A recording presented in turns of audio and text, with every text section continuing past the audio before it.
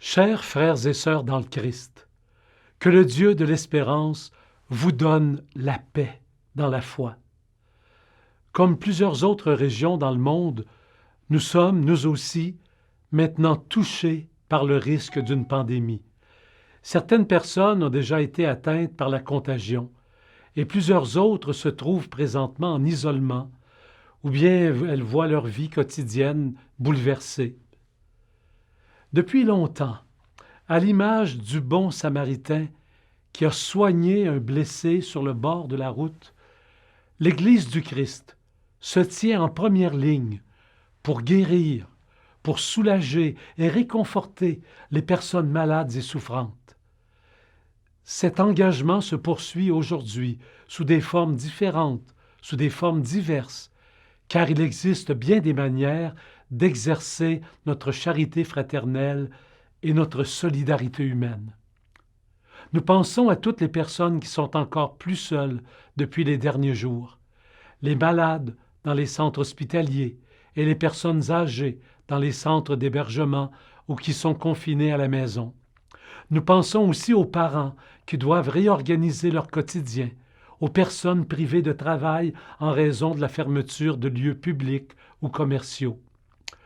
Au cours des derniers jours, les évêques de l'Église catholique au Québec ont dû adopter des mesures exceptionnelles afin de contribuer au combat qui s'est engagé contre la propagation de la maladie. Les mesures que nous avons dû prendre et celles que nous devons envisager chaque jour au diapason des autorités publiques et en solidarité avec elles sont des décisions douloureuses. En effet, nous savons que nos décisions renforcent l'isolement et accentuent chez des personnes la conscience d'une situation qui suscite de la crainte face aux dangers potentiels.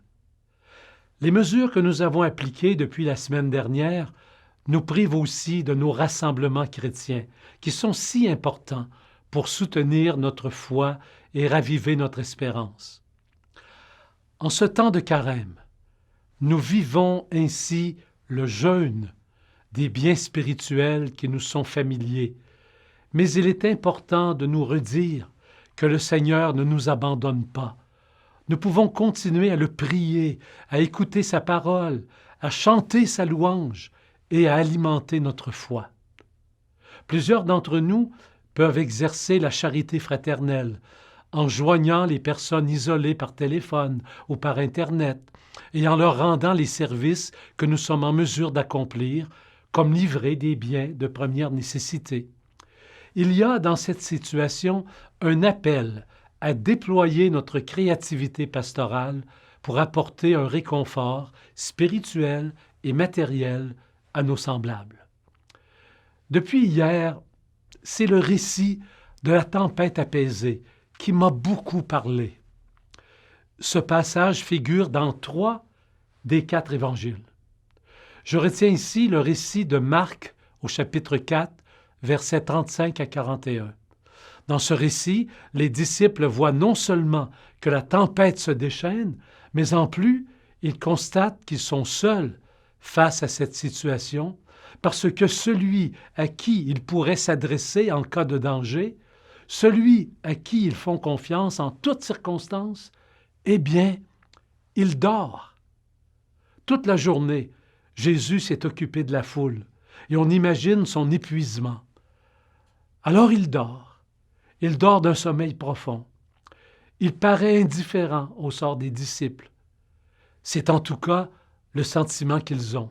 « Maître, nous allons mourir. Cela ne te fait donc rien, lui disent-ils. » En apaisant les éléments déchaînés, Jésus veut peut-être simplement leur montrer que la foi est cette confiance fondamentale que tout se terminera bien, quelle que soit la gravité des dangers qui nous menacent. Car si le Seigneur semble parfois dormir, il est avec nous, dans la barque. En terminant ce message, je vous assure que nous allons rester en contact en nous adressant à vous régulièrement. Je vous invite à vous joindre à moi pour exprimer une prière à Marie, notre Mère.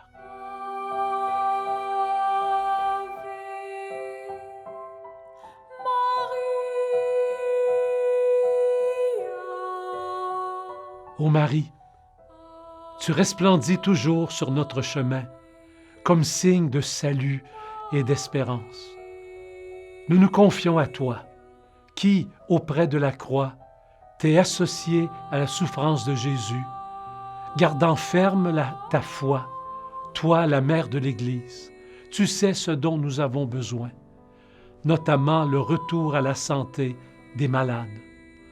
Nous sommes confiants que tu feras le nécessaire pour que, comme à Cana de Galilée, la joie et la fête puissent revenir parmi nous après ce temps d'épreuve. Aide-nous à faire ce que nous dira Jésus, qui a pris sur lui nos souffrances et qui s'est chargé de toutes nos douleurs, pour nous conduire à travers la croix jusqu'à la joie de la résurrection. Amen.